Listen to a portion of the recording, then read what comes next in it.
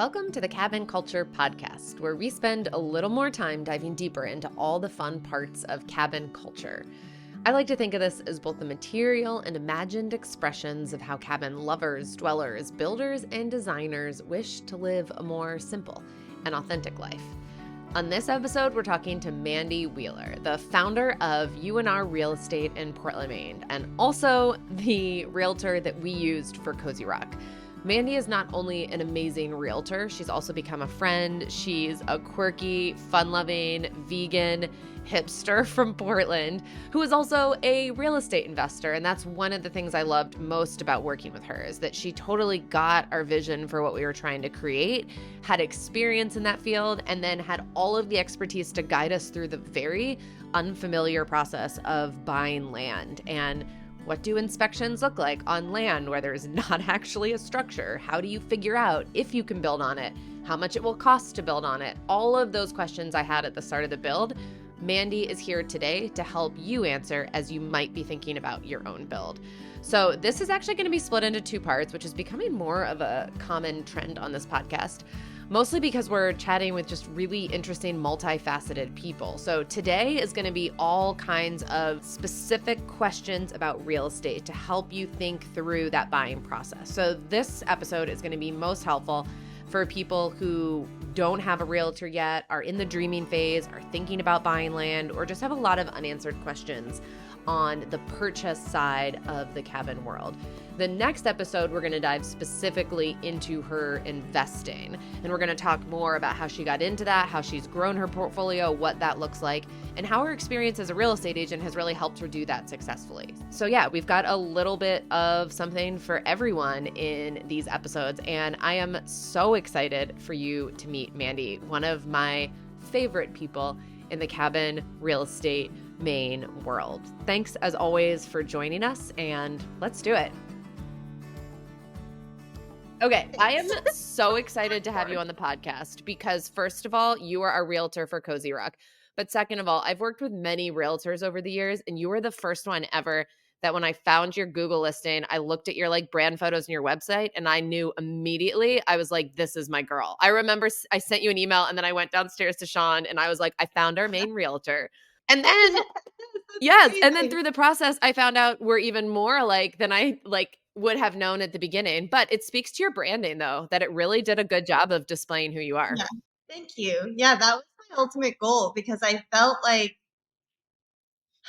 and the reason why I started my own agency is because I felt like I couldn't find an agency that fit my vibe. Like everything was just a little bit stuffy. And, I don't mean to talk down about other agencies, but I'm just very vibrant and colorful and funky and strange. And I just sort of wanted to have that. So I worked really hard, and I met with my graphic designer, and I said, can you make me a real estate logo that looks nothing like a real estate typical logo? Can you make it look like an indie rock record store logo? Like. And she was like, I got it.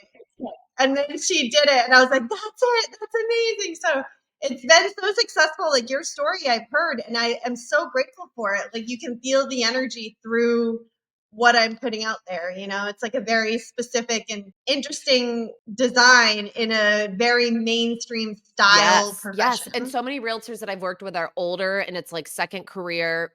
All of that is totally fine. In fact, one of my realtors in North Carolina is now a good friend too. And I think she fits into that category. But even just like when you share pictures of the couples that you've worked with, I'm always like, oh, I'd kind of like to be friends with them. Like it's clear that you're finding your people. I know. It's like all these people that I meet as clients, I end up being friends with them after. Like it's so lovely. I honestly have built my whole community, and a lot of it is referrals. Like I don't pay for leads. So all of my business comes from word of mouth. So even with the people I haven't met, they're friends or family of someone that I know and love. So I'm just like building and learning more about the community. Well, it's working because you're killing it. Cool. You're one of the busiest realtors I know. And I think you won best realtor in the area, didn't you? Yeah, just once or twice. Yeah, cool. I'm very grateful. Yeah.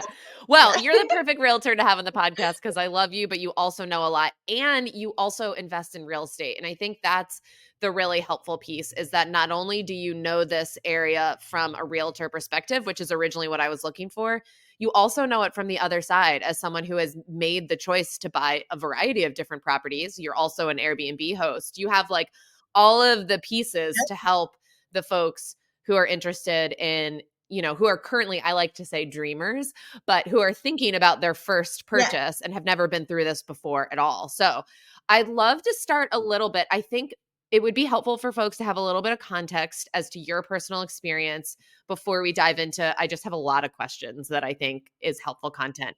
But can you Sure. just tell us about a little bit about your own background with real estate, when you started investing, when you became a realtor, how those worlds kind of all started? Yeah, sure. I mean, I'm a huge, heavy real estate investor, which is just so funny because I know I don't fit the mold of what that looks like. And I love playing with the idea of what is stereotypical. I love really shifting things up. Like even when I was like really successful in real estate and I was doing so much, I still like kept a part-time job at Whole Foods Market to bag groceries, like very specifically to like play with the idea of like what is wealth and like it's hard to put it into words, but I really love to like mess with like class and wealth. Like I hate all of that and all these stereotypes we have of that. So like I was selling huge like $1 million homes, and then I specifically would like bag groceries at Whole Foods to sort of like just play with that idea of what class is and what I love that. it was very important to me that I did that, and I did it for a while. And then finally real estate was just so busy, like I couldn't even commit the 4 hours once a week to work at the grocery store, and I had to end up quitting. But I started in 2013. To answer your question, I was the head of a property management company for a couple years before that. And I was doing all of his rentals and I was helping him out. And he was a realtor, this guy, but he was kind of a jerk, to be honest, just like, what you think of like villain movie character, like vibes. And he uh yeah, it just was bad. So when I actually went and got my license and like became a licensed realtor, I left him immediately and I started working for this other agency for a while. And then after that, I ended up just like starting my own Okay, so this agency. is prior to Yeah, any so it's really investments. This is you became a realtor first and then started investing yeah. yourself later. Yes, so totally. Like in my early 20s, I worked at an independent record store for a long time, for many years. And then I was working at a coffee shop. Like I played in rock and roll bands. I played the bass guitar and had so much fun playing music in the city for a while. And then I was, doing that property management stuff. And that kind of put me into the world of starting to think more like I might be interested in real estate. And at the time, I was a really heavy runner. So I was running all the time in these beautiful neighborhoods in South Portland. And I just was like enamored and I romanticized this idea of like community and neighborhoods and like these little areas where I'd run down all these side streets and see all these really beautiful houses. So then in 2013, I was like, okay, I'm going to get my license. Like, I love the idea of helping people with transition and helping people with like nesting and the movement, the energetic movement of like homes. And it was huge to me. I just really felt it sort of more energetically. And I was like, oh, I really want to be part of this. So I got my license and then I practiced for a while under a company and I just kind of hated it. It felt like a popularity contest, like within the agency, like the cool agents. And I was like the awkward art kid, like, walking down the hallway of the office and no one making eye contact with me and like just being like I couldn't find anyone that fit the vibe, right? So then I went back to real estate school and I got my designated broker's license, which is the highest form of licensing you can get in the state for real estate. And with that license, I opened my own agency in 2018. And then I named it Urban and Rural, so like the city and the country, UNR real estate. And that was so fun. And it was just me. I was like a one woman show. I was the only, like, I didn't have anyone working for me. Like I had my graphic designer she was giving me like a crazy deal because I was like, not like I was doing well in real estate at the time, but like she totally hooked me up to like give me this beautiful branding. And then with that, I just like, I got a little office in downtown Brunswick at first. It was like $700 a month rent. It was like so cheap. It didn't have any natural light, so I didn't last long in it because like it was too rough to not have fluorescence, but It was really lovely. And then since then, I've just been building. And now I think I have like 10 agents or 8 agents. I have, like a boutique of like people now. We have 2 offices. We have an office in Midcoast, Maine, and Richmond, which is just north of Brunswick. And we have an office in Portland, right downtown. We actually just got this amazing space on the corner of the busiest intersection in downtown Portland, on the corner of Congress Street and Franklin Arterial. And I have this cute brick building, and I painted this huge, crazy mural over the whole wall. And it's like so eye catching. Right when you come into Portland, you see it, and it's just I like can't very wait to see it in special. real life. I It's saw so it being cool. painted on Instagram and I love it. I'm excited to see it in real life because that really is a place where if we go to Portland, we end up in that area. It's very popular. Yeah, that's like the spot. Yeah, that's like the hub of where you kind of come out to like decide if you want to go to the East End or downtown. So it's super Okay, let's cool. start Yeah. there. I'm going to ask you some of the real estate questions that I had when I first started because you were the first. Let's see, before I met you and before Cozy Rock, I had bought my first house that I renovated. It was a 120-year-old mill house, and I renovated it and lived in it just as a primary home. And then my second house I built new, but it was in a development. So it was like very different experience than Cozy Rock. It was like I had to Very pick from like different. 4 Yeah. different plans. They did everything. It was just totally different. And then Cozy Rock. Oh wait, and then Boone, Mhm. which was just a foreclosure investment property, and then Cozy Rock is when I met you. And I didn't know Yeah. anything about buying land. I had never bought land before. So you kind of guided me Yeah. through that process. I have some questions that came from Instagram followers, and then I just have some that like I remember I had at the time.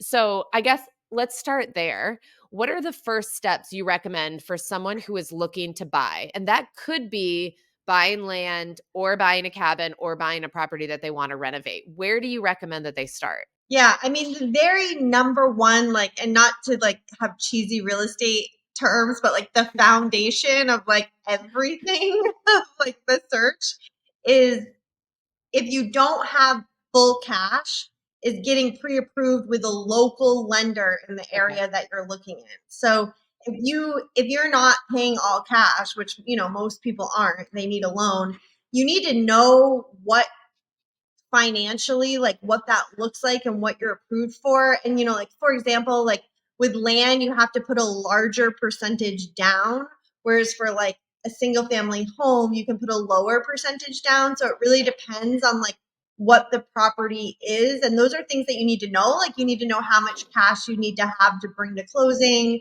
You'd want to know what your monthly payment would look like to make sure you can like figure out the financials that you can afford that, and also just like what price range you want to be. So I know that there's like things on Zillow, and Rocket Mortgage is a thing, and all those big, but I really strongly encourage people to go to a local lender from the town that they're looking in, or even just the state that they're looking in, because local lenders just have a better sense of like their own market, and they have a great pool of appraisers, and it's just better.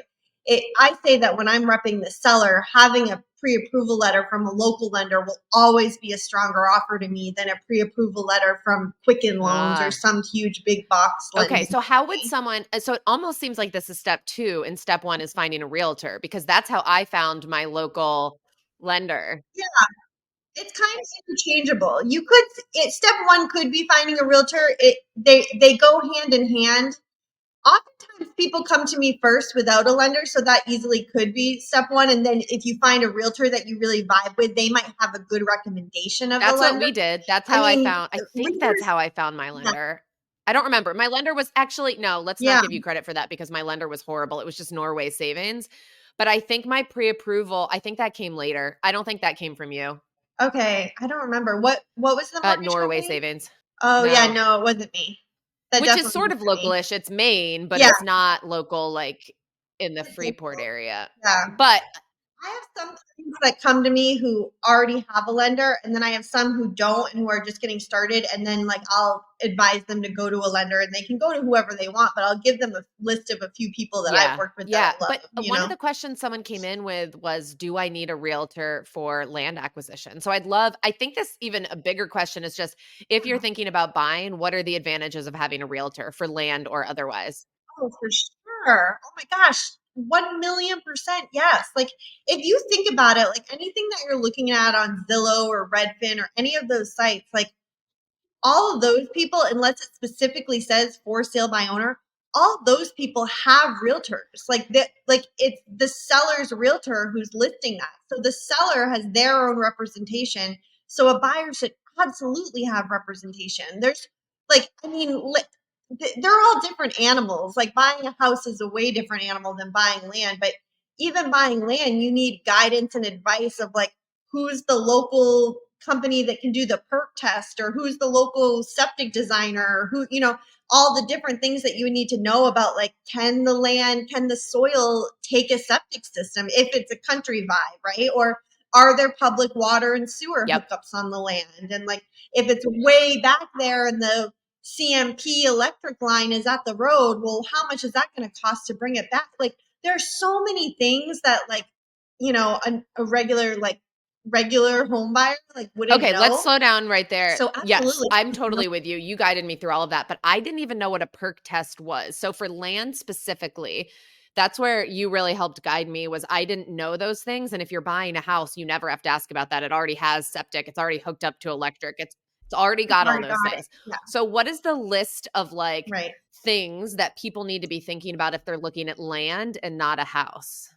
Right. I mean, it depends, because is the land on the ocean or a lake, or is the land on a mountain, or is the land 3 miles off the closest road? Like it's so hard. This is the thing that stinks about interviewing, because you want answers, but every situation is so different, like I've never had like any two transactions be the same ever in my 10-year career. All the transactions I've done, every single one has been different, because if you think about it, every seller's different, every plot of land is different, every house is different, every seller's realtor is different, every buyer's different. Yeah. So it's always different. There's a few basic things with land. Like the biggest thing, which I just mentioned, is that you want to make sure that the soil can take a septic system, because if the soil is not like of a certain quality, then the septic system won't go in. And even then there's ways around it. Like some people build mounds, and that's how you put your leach field, Yep. like kind of above Yep. ground with a mound over it. So you want to do a soils test to make sure and to figure out what the quality of the soil is. And then you also, of course, want to go to the town and talk to the town. You did that a lot of like, this is the type of house I want to build. Like, is this allowed? What are your setback rules? Like, how Yep. far off the neighbor's lot do I have to be? If I'm on the water, how far back do I have to be on the water? And then having a realtor is so good, because they're also like looking in the Yep. deed and seeing if there's any like restrictions of the neighborhood. Like some neighborhoods, when they're built, whoever builds it decides to have like these rules of the subdivision of like no Yep. trailers, no tiny homes. We No, ran I've into seen that. that. Yeah. I've like toured.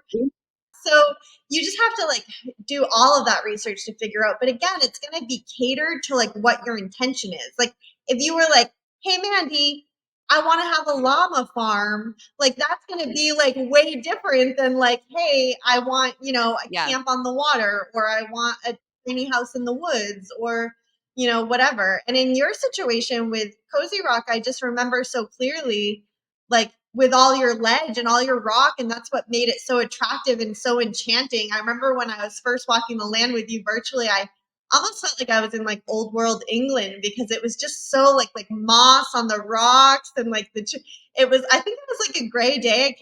If I remember it correctly, and it was just like so like romantic and lovely there. And I remember that being like, okay, well, we have to make sure, like, where can she build? Certainly you could build anywhere, but like in certain areas of the ledge, it would have cost you like 4 times the amount to like Yep. drill into that ledge to like get the house. So it was like very specific where the house could go, and like where the septic and well could go. So I just remember like, and that scenario, I've never had that again. Like that was your story. Everyone's story is different. So it's just like knowing the basics, and then like learning too. Like I'm still learning, after 10 years of practicing, I learn Yeah. things all the Yeah. time, Okay. I'm going to sum that up a little bit based on what you helped me learn, Okay. which is like, one, you have to know what kind of house you're building. And if you're building a rental, let's just assume you're building one that you at least want the possibility of renting, because most of our listeners are thinking about a second home, a cabin. So then I Right. think step one is Right. looking at like even just that city. Are there any short-term rental restrictions? Oh, heck yeah. Yep. And there And are a then lot. zooming in, what about that neighborhood? Is there an HOA? Are you allowed to have a short-term rental in that Right. neighborhood? And if In you that don't care about neighborhood. rentals, you Yeah. can skip those two steps. Now we're looking at the plot of land. Right. Can you hook up to city water, city sewer? If the answer is yes, great. That gives you, what you need. If the answer is no, then you have to figure out septic and you have to do a perk test to figure out where on the property you could do a septic. If the answer to that is no, then to your point, Yeah. there are ways around that, but that is the ideal one. What kind of internet Right. It gets more That's expensive right. the harder That's it right. is. Can you hook up to electric? Is this already in a neighborhood or is it like really far off the grid? So in our case, we had to pay to put up an additional pole, or no, we had to pay.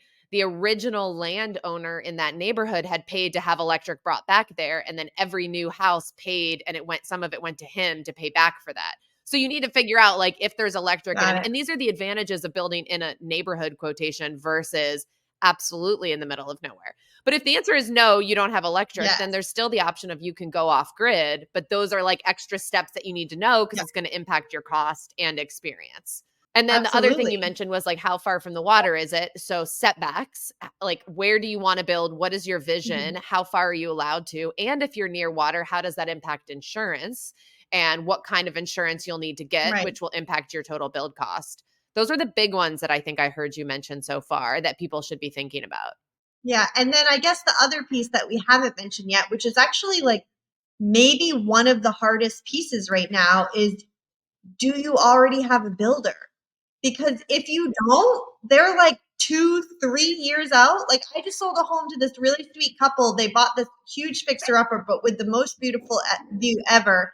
And they called like 6 different contractors, and all of those contractors were like, "Oh, I'm 2 years out. I'm 3 years out." Like nobody has any availability because there's so many houses being built right now, and the really reputable good builders are booked out for forever. So like what are you doing with that land after you get it? Like do you have a relationship with someone already that tells you that your property can be built in X amount of time? And do you trust them, and are they reputable? Yep. And that goes back to like what I think is so tricky is this order of operations. And I used to get asked this question a lot when we were in the build phase of like, okay, what's the first step? Buying land, finding a builder, or finding a house plan. And I never had a good answer because I think it could go in all three. Like if you find the perfect piece of land just looking, then you can design a house Yeah. for that piece of land, which is what Pete would recommend. But maybe you find a design that you're in love with. And so then you look for land that will fit that design. But then to your point, Yeah. like maybe you do builder above all else and get that piece in line because they might be that booked out. So booked out, at least in Maine. I don't know how it is in other areas across the country, but it is so hard to find any contractors right now or builders to do a huge Yeah. project. Like, Yeah. Okay. So this leads to another follower question that we got, which is it cheaper to buy land and build your own cabin or to buy a finished cabin? And they specified they're envisioning a modern 3-bedroom. And then I would add in a third option or buy one and renovate. And I know this is impossible to answer. So maybe just talk us through some of the things to impossible consider. to answer. Um, yeah. So it just depends on your personality type. Like, I personally like to see it first. It's just my style. Like, and I'm just the type that wants to be able to like actually like physically walk in it and see which way the light hits, and see what the kitchen cabinet knobs look like. Like I just want like you're different, so I'd love to hear your story, but I like pre-existing because I like knowing what I'm getting. I'm just like a very like visual, like I don't want to look at like graphs of drawings and be like, okay, I hope that this is good and how I want it. Like I like walking in and seeing how the sun Yeah. comes in and being in it. So I prefer purchasing Yep. pre-existing.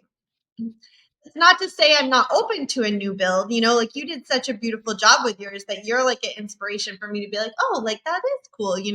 But I don't think it's every personality type. I think that some people could get really lost in that. And like, I've also heard so many stories that like whatever your original plan is of like how much it's going to cost, it's Oh, yeah. always going to be more. Like they like don't like they don't you don't realize that the budget that they have for your lighting is like $100 and you like it's like so there's just like so much to it that's it's way more of an unknown to me, like building new, there's way more of like a chance and that you're just kind of like going for it and hoping that Yeah. it's good, and I'm sure that many times it is and people are very satisfied, but I am personally the personality type that wants to already see it built and go into it that Yeah. way, And it's such an impossible question to answer when it comes to finances, because to your point, it just like all depends. So I think almost the better answer is don't think about finances necessarily to start with. Think about your personality type. And like a renovation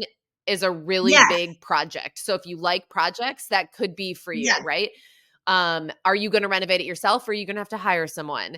I like the idea of bringing life back to old spaces. So I've always been really drawn to renovations. But then after hosting at a house where I didn't have control over a lot of things, that was the desire that led me to build Cozy Rock. Not to mention, I looked for pre existing cabins first, but you don't find many actual right, small cabins on the market that are 800 square feet. There aren't that many of them. So right. That are nice and year round. that's right, in Maine. And so that Yeah, was part of mine, was like I wanted to be near family, and there was absolutely nothing like that in the area. So that led to build. But if your personality type is way more excited about the hosting and the investment part of it than the project, and you get intimidated by big projects, or you're not great at project management, then I don't think renovating or building is for you necessarily. right. And then if you're the personality type who is so specific and knows exactly what they want, and they want the primary bedroom off the living room and the other bedroom on the other side, and they're so specific, I have clients like that are like, this is exactly what I want, then you should be building new. Yeah. Yeah. And I did feel that way a little bit about the cabin, because I have literally been graphing, like on graph paper since a kid, this small, cozy cabin with a loft and a vaulted ceiling. And I had all Yeah, this criteria. So not only was I looking for a small cabin, but like it also had to have a loft. It also had to have a vaulted ceiling. And I was like, okay, I don't think this exists outside of my head yet, or at least in the area that I right, need it to exist. And so right. that made sense for Totally. me. And I love big projects. Like I get bored quickly. And so I always need a big project to work on. But I will say, even for me, someone who loves big projects, a build was exhausting and I was ready to be done when it was over. So you have to really keep that in mind if you're wanting to build or renovate, I think. Yeah, for sure. Okay. Another question from a follower. How do you know a good price for land? That would be having a realtor. Hmm. Yeah, because a realtor will look at comps to if they're good. Hopefully, your realtor will be looking at comparables in the area and hopefully knows the area really well because is local to that area. You could be like, oh, I know the one down the road sold for this much, and I remember this situation. So it would be looking at other properties, other parcels that are similar within a certain mile radius that's close to determine value. And then there's always outliers, and that's why having a realtor is so important Yes. because maybe this certain area is just more coveted, or maybe that is the area part where you have the better views or closer to the water or whatever that would make that value higher. Yeah. So it depends on the amount of acreage and where it's located. And also, if you get a loan, you'll be getting an appraisal. So then an appraiser comes out and has this big, huge report on what the value is. So that's how you make sure you're not overpaying. Yeah. Yeah. The other, The realtor should help you with that as well. yeah. I mean, that's the thing. I've never been surprised by an appraisal because I've always used a realtor. So they're giving me a good idea before the appraisal ever comes back as to what they think it'll Totally. appraise at. I will say what I did both in Freeport and in Boone is I set up a Zillow search in Boone years before. I had a log cabin savings account that had like $200 in it, literally, to start with. And that's when I set up, but I was like, slow and steady, I'm going to make this happen. And that's when I set up the Zillow search, because it helped me stay focused on the dream to get constant property in my inbox, which was helpful for me financially. But two, for years. By the time I bought, I had had that Zillow search coming to my inbox for like 7 years. So by the time I was Yeah, actually ready with money, I had been watching the price of properties. At that forever. point, I had Yeah, like known what was at least ballpark reasonable. And then my realtor helped me yeah. know where I could make an offer at and what I could expect after that. So I think that's helpful too if you're in the dreaming stage. Sure. Yeah. I mean, especially my clients like touring homes. Once you start touring a few, homes is it's a little bit easier than land because you can like see the house and what the Yeah. structure's like. It's so easy to start gauging what the market is like when you go in a $400,000 home versus a $500,000 home, and you start seeing the difference. You start seeing what you get. My clients will get really smart with it pretty fast. Yeah, it doesn't take long. And I think that's another question too that people worry about is when is the right time to get a realtor? Because I think at least me as a people pleaser, I worry about wasting someone's time or like, okay, I'm Me too. thinking, but I don't want to like, even with you this most recent round when we've been thinking about another place, but we're not certain like how much of You your telling people? like how much of your time, do we use? So when would you say is the right time to find a realtor or to reach out to your Yeah. realtor? Yeah, that's a good question. I would say touching base like right when you're even thinking about it is good. I don't think it's wasting time when like even if it's just like this like far-fetched dream that you have, I think making contact with who you want to be your person is not a bad idea just to like make that connection with them. And realtors have this option to put people on an MLS search. So like Redfin and Zillow and all those sites pull from MLS, which is what the realtors use to input listings, and that then goes to that and they copy the information. So when you're with a realtor, you can get put on that search, and then you get things like a property disclosure and deeds and all this other stuff that you wouldn't get on that other site. And I just like that site better because it's sort of like the horse's mouth. Like what, no offense to Zillow, like I know that they're so popular and they work really hard on their website, but they're a for-profit company. They are trying to get you to click any button because they want to sell you as a lead. The way that Zillow makes their money is through realtors who don't have enough natural business. They pay thousands of dollars a month to get leads from Zillow. So when you see a listing that you like on Zillow and it says contact agent, if you put your info in there, I mean, there's a million places on Zillow where they're trying to get you to click something, right? They want you Guilty. to click literally anything, right?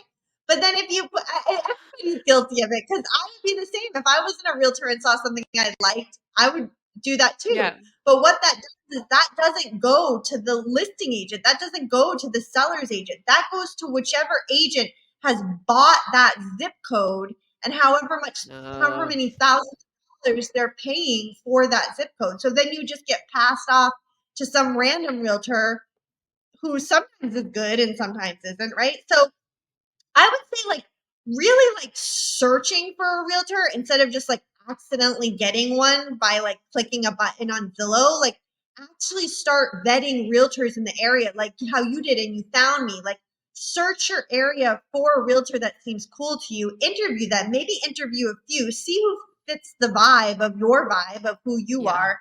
And then from there, you can still look at Zillow. You can get put on the realtor search that the realtors can put you on the MLS search, or just keep on Zillow if you're vibing it and you're familiar with the site and you love it. But instead of clicking anything on it, you just go to your person every time. Yeah. That's what I Yep. think is most successful because then you develop a relationship with that Yes. one person and they continue to keep helping you no matter what it is that you want to see. So I think doing that to like circle it back to your original question, doing that right when you're daydreaming is not a bad idea. I'm the same as you. Like every time I talk to someone, I'm like, I'll only take a few minutes of your time. Like I know you're really busy, like depending on who it is. Cause I'm the same. I really value people's time and I don't want to take a lot of it if I'm not quite there yet. Right. But I think it's okay to like make that connection and then like maybe dabble in the pre-approval to see what you actually can do.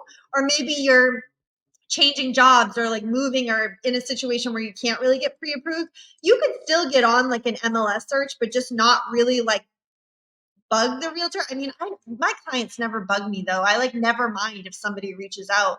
But if they're not actually capable of buying or they're not actually ready, just looking but not saying anything. And then when you get the pre-approval and something comes up that's just so good, you already have that relationship with that person. So then you can go to them and be like, okay, this one actually feels like it might be something I like really want to pursue. Like, let's talk about it. You know, it's easier if you already have the relationship with that realtor instead of trying to do it right when the property comes, especially in this market when things are still going under contract pretty quickly. You know, like I think that makes the most sense. Yes. And I will say, like, it's been so helpful. I'll send you a Zillow listing because that's always where I look. And then you will immediately go to MLS and you'll like look through it and you know me and what I'm looking for. So you will then raise red flags that I likely, even from the MLS hits, because you also put me on the MLS search, but even when I'm looking at those things, property disclosures, I don't always know what I'm looking at. And you'll like quickly raise flags of like, hey, not a deal breaker, but just so you know, or is a total deal. Yeah. Like, oh, they don't let anything. I found one piece of land that I really liked the first time.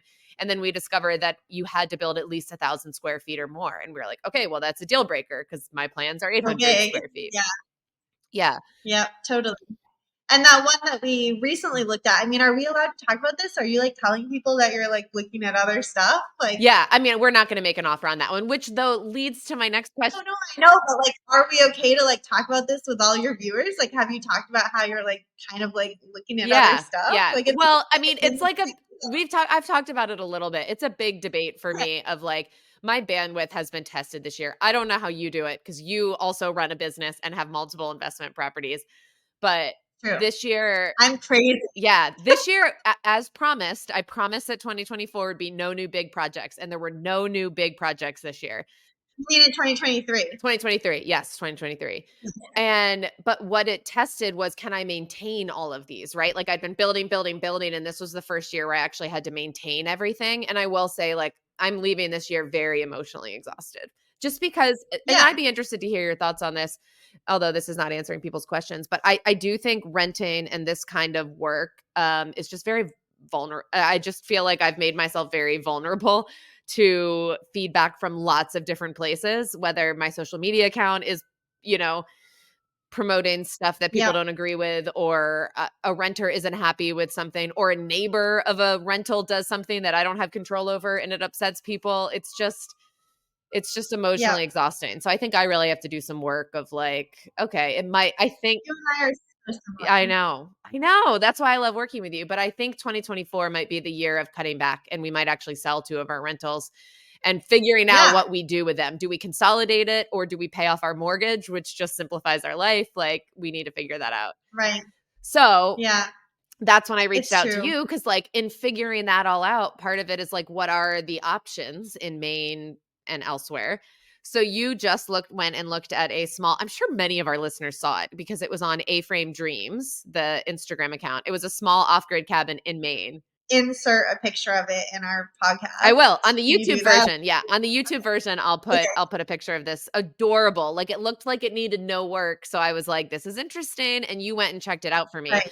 So another question is, when shouldn't you move forward with a cabin buy? And I have decided not to move forward with this. And part of that was your recommendation. So can you speak to that one? Yeah. I mean, I think like that's, again, it's just having really strong trust in the person that you choose to hire to represent you. You know, like you and I have such an amazingly strong trust level. And if you have a trust with your person, then that's everything. Like, you know that I'm going there, especially because we're virtual. Like, it's a lot harder than if you were to just show up and see for yourself. Like, it's my job, even though you're on the screen with like kind of crappy reception, right? Like, it's my job to like make sure that I am like being your eyes, like, and like your ear, everything, like listening to everything. So that's why it was so important to me when we walked in the cabin and I was like, oh, we are way closer to the road than we thought. And there's like, 5 cars that have gone by in the last 10 minutes, like, because in the photos, like, that's the thing. Photos can be so deceiving. And the photos were so, like,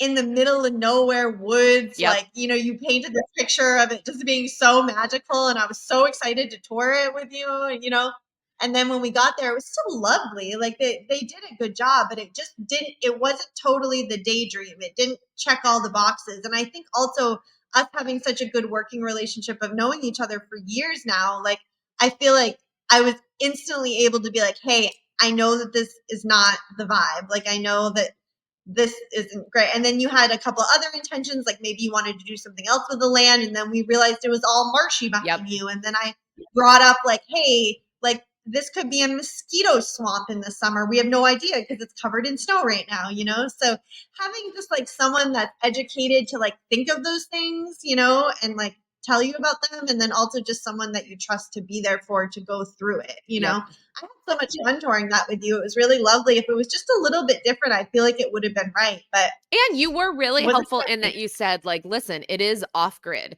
And so if that's what you're looking for and you're able to put in the work to like whatever, then that's fine. But it's not Cozy Rock, right? It's not like there are not heated bathroom floors. In fact, there's not even really a bathroom. There's no plumbing, right? No, there's like, so you did leave room though, which I love. It is that you left room for this might be what you want and you could do something with it. But here's what I want you to be aware of. Like, let you make your own decisions, but I'm going to tell you all these things that I see. It's just important to me because a really like actually good realtor is going to care more that you get the right thing instead of just making a sale, you know, like if I was a different person, it would be like, oh, this is amazing. You should buy this. Like, so I can get a commission. I'm not like that at all. Like I couldn't live with myself if I was like that. It's so much more important for me to like actually find what you need, you know, instead of just like getting paid at the end of the day. Which is exactly how Cozy Rock came about, because I sent you to look at a piece of land and you walked on it and you were like, not really. And then while you were there, you noticed that the piece of land across the street had just gone on sale. And you're like, I'm going to go look at that one. And you were like, this one feels like what you're looking for. And it was. I forgot about that. Yeah. That is what happened. Yeah. And you told me that the first piece of land, you're like, there's rock ledge everywhere. It doesn't seem very buildable. And sure enough, when it was like, I think it was like down low. It didn't sit as nice. No. It didn't sit as nice as the parcel you got. Nope. And then sure enough, when someone did buy it, they spent a week blasting all of that rock ledge, which led to a disaster on our end, not their fault. Yeah. And that's such a good thing to remember too. Like, you really only can control the land that you own. Yeah. That's such a reminder. I mean, even though your parcel, what was it, like 3 acres or something? Yeah, it's 3 acres, but it all goes back. Right. So like thinking about that, like truly thinking wherever you put your place, like you're a prime example, and you never know. And they'll sell it someday and somebody else will come, and hopefully they don't put political signs that other people disagree with, you know, like you can't control your neighbors. That's like the truth of it all. So you have to be okay where your house sits and where your neighbors are, and know that they will be ever changing and you can't control anything that they do. Like, yeah. And I think specifically in the cabin world, that is definitely true for your full-time house and your neighbors, but I think we expect that with our right? Like when you like move into a neighborhood, you're looking at like, what is the neighborhood like? With a cabin, you're trying to create an escape. And I do think you have to think about what could interfere with the vibe that I'm trying to create and what control do I have over that? And if I feel really strongly, then I might need to buy buffer land around it if it's for sale. Or if I'm okay with having neighbors and whatever comes with that, and I don't have and sometimes it's a budgetary thing too. I thought about buying the piece of land across the street for privacy and for future if we wanted to build something. But for $95,000, my budget I didn't really have that room to play with. And so we couldn't do that. Yeah. And it also depends what your intention with the property is. Like you said, if it's an investment or a short-term rental, that's like way bigger. Like if it's short-term rental, it's like such a way bigger concern because your whole business is based off the reviews that you get. And you know, like that's everything. So yeah, that's so different versus just like your primary home or like a seasonal camp that you go to or something, you know? That's right. So, okay, we've talked about prior, like looking for land, finding a realtor, but I also know that people have questions about once you found a piece of land and you're like, yes, let's go, and you put in an offer. How do you determine, and I think the first question you've already answered, which is get a good realtor, but how do you know what offer to make? But also due diligence is can you talk about due diligence and how that rules around it vary per state? I think, I don't know. Tell us about due diligence and what that's for. Yeah. I'm licensed in Maine and New Hampshire, so I only know that, you know, I don't know about other states, but the due diligence period is kind of like a time in the contract that happens like right when you go under contract. And during that time, at least in Maine, so again, let's just speak for Maine because I don't, I can't say for other states what it's like. You can cancel the contract for no reason at all during that time and walk away and lose nothing. If you pay for inspections or soil tests or anything like that, well, then you're out the cost of that because those people have to get paid for what they're doing. But that's your time to just do your digging. That's also your time to go to the town and get answers from them if you want to have your llama farm or whatever it is, like whatever your intention on your land is. So that period of time in Maine happens like right when you first go under contract, but it's optional. So in a really crazy, chaotic market, like this past summer, it was such a hot market, and the last 2 summers before that too were really totally insane. A lot of people were waiving that whole period. So like if the seller chose their offer, it was legally binding. The buyers didn't have outs, and the only out would be the financing out if they weren't a cash buyer. So that's why when people say, oh, it was cash, no inspections, that's the strongest offer, because in the main contract, the seller don't have any outs. If the seller sign your offer, like that's it. Like the seller is obligated to sell to you. But the buyers have 2 outs. They have the inspection out and they have the financing out. So if they waive the inspections and they're a cash buyer, they have no financing, it's just cash, then when the seller signs, it's just as legally binding as when the buyer signs, and that's just like a done deal. Like if the buyer walks away, they lose their earnest money. So when the market's really hot, it happens a lot with pre-existing homes. It doesn't really happen with land as much, because usually, like if it's land, like you have to be able, like you really need that time to like know that it's a buildable lot and get your ducks in a row to like build. It's a different animal. But that's why that period has been waived in the past, which I never advise. When I'm repping the buyer, it's my job to protect them and take care of them. And so I'm always concerned when someone's like, oh, I have to waive inspections to have a shot. Plenty of my clients have done it over the past few years because it was the only way they could get something under contract, in the really hot market with low inventory. But during that period of time in the inspection, if you do have one, in Maine, you get to determine how long it is. So it's not like a set number. Like if you have a really good realtor who's like, I can get an inspector out there tomorrow, well, maybe you can have a 3-day inspection window, which would make your offer stronger than another offer that had a 7-day inspection window. So you can choose, or if you're out in the country and it doesn't have any other offers and it's a plot of land and the only soil test guy in the town can't do it for 2 weeks because, it's country life, then you have a way longer inspection window to get that work done. And you can always ask for extensions on the inspection window as well. So if you're like close to the end, but you haven't got some test result back yet or something, you can also ask for an extension from the seller. Okay, so basically, this is so interesting to me. I've done this multiple times and it's still really confusing, which is why I hire a realtor. But especially in this market, so first of all, you have to figure out what market am I in? How much power do I actually have as a buyer? And then you're figuring out when you're ready to put in an offer, you're like, I want to put in the strongest offer possible that gives me the best chance of winning this while also protecting my rights. And what that offer actually looks like is going to depend on the market and what else is going on. But ways to adjust are like how much you're offering, obviously. So if it's a hot market, you're probably not going to offer under asking. But then you can also offer to skip inspections, or the amount of due diligence that you're putting in doesn't, correct me if I'm wrong. Yeah, how much time? And then wait, what's the difference between due diligence and earnest money? Yeah, so earnest money happens at the very beginning. So if you go under contract, you offer to give a certain amount in earnest money, or earnest money deposit. It's like a good faith deposit. And in the end, that money goes towards your down payment or your closing costs or the purchase price, depending on if you're a cash offer or not. And so you put that down at the beginning, but then during the inspection window, if you cancel the contract, you get that earnest money back. Okay. So that's just like money that goes into a real estate trust account that just gets held.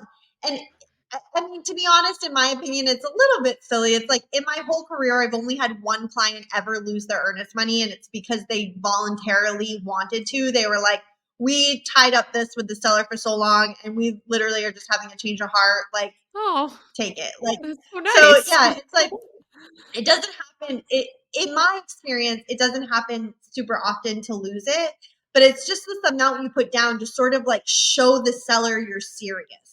So like, if you've got if you're looking at a $80,000 piece of land, like maybe you put $1,000 down, your realtor will advise you how much to put down.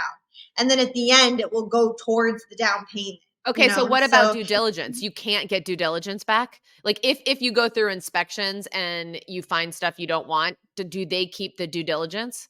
So due diligence really just means inspections. It's no like money. It's like you doing your due diligence. Oh, in North Carolina, I think it has money. I think we put due diligence money down that we don't get back Okay. after inspection. So it like holds you. And during the hot market, people were offering like 25,000 in due diligence, which is like, okay, well, I have to find something pretty big in inspections to be willing to give up that Oh, got it. money. Yeah. And so it was a way to strengthen your offer.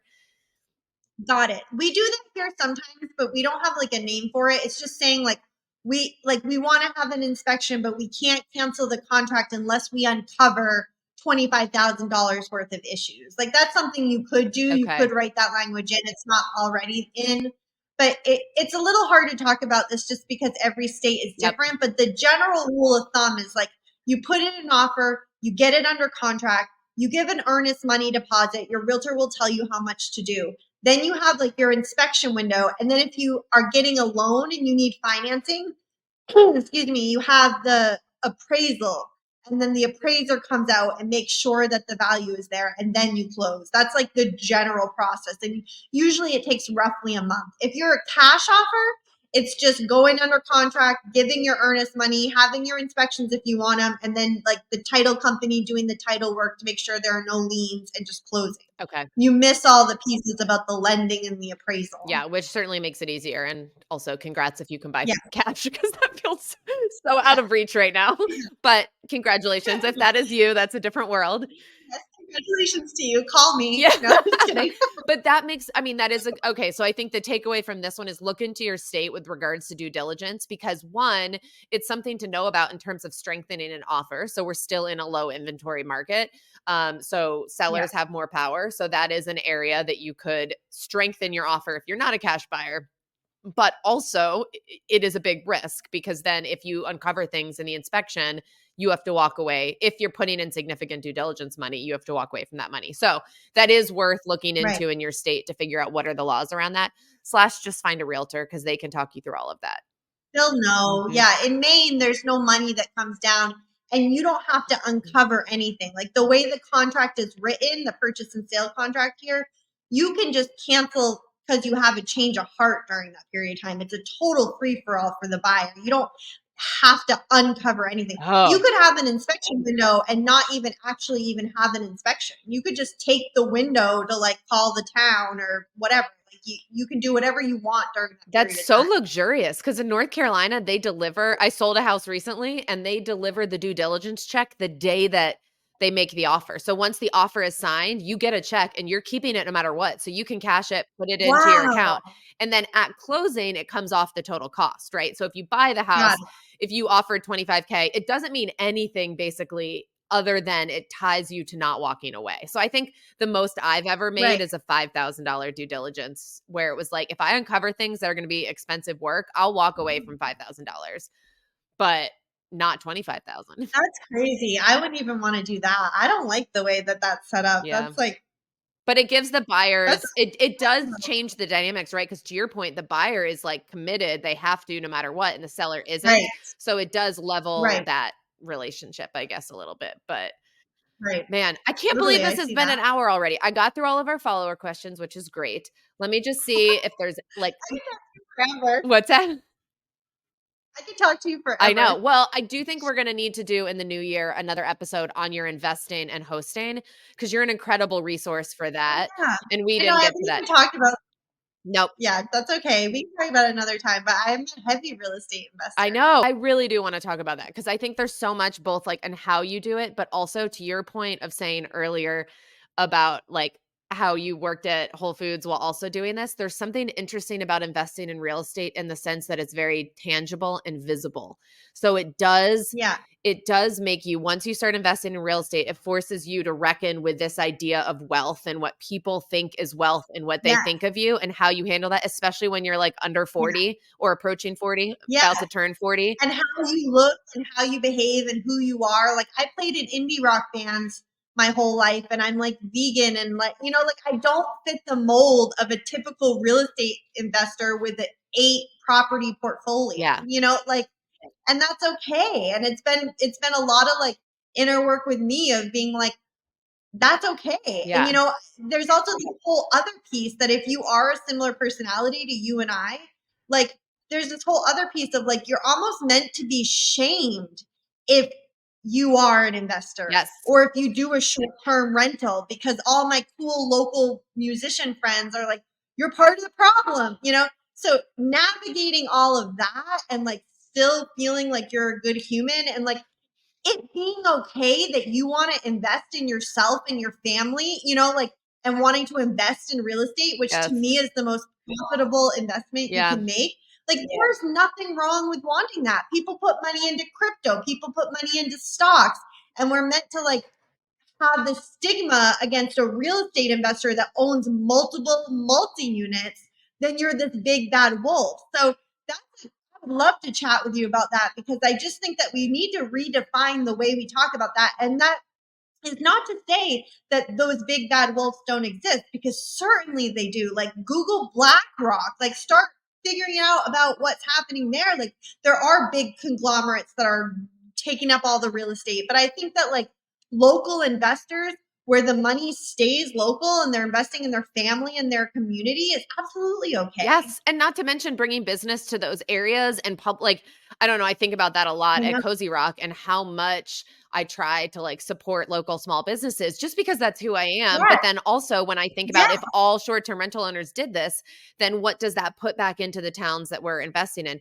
Anyway, this is a whole nother conversation. I really want to have it. I know. I have to tell you really quick that my favorite Indian restaurant in one of my books of my short-term rentals, I like go on and on about how this like Indian restaurant's my favorite. It's just this like local Indian joint and I love the family. Like the mom cooks in the back. Like it's literally like the best Indian food in Maine.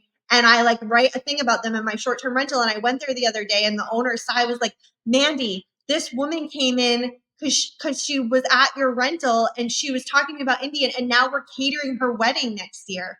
And I'm just like, that is so cool. Like, that's amazing. I'm so happy that like I that love all that. happened. Right. And I just met Sarah Madeira Day for the first time in real life. And I have her art like all over our cabin. And we're like standing at this art show and we're chatting because she's just wonderful and I love her. And she pulls up her phone and shows me that I don't know if we're second or third. Let's call it third so that I'm not over exaggerating. But she's like, our third largest generator of traffic to my website comes from the Cozy Rock website because we linked all of our stuff on there. And I was like, really? Like, I had no idea. I tag her because I love her art and everyone keeps asking me about it. So it just makes sense, right? Yeah. But then this small business is getting business from us. So I do think there's like this very synergetic world that does exist and could exist more if we could identify good investing versus bad investing. What is that line? How do we regulate in a way that makes sense for everybody? But it's so tricky. Yeah. Mandy. I love that, Janet. I love chatting about that with you. Yes, you are the busiest person I know. So I am committed to keeping this podcast at an hour. Okay, let's go. But we will do another one. You said when you're in Florida, I think, in the new year, that might be a quieter time. So hit me up when it's quieter. We'll talk all things real estate investing. I think a lot of people will be interested in hearing about that and hosting because you also hosted a lot of these. So tell the people where they can find you real quick if they want to follow any of your properties or reach out to you. Thank you so much. Well, my website's just unrrealestate.com. So you can like link it somewhere. It's just the letter U, the word and then the letter R, real estate. We'll put it in the show find notes. Me there.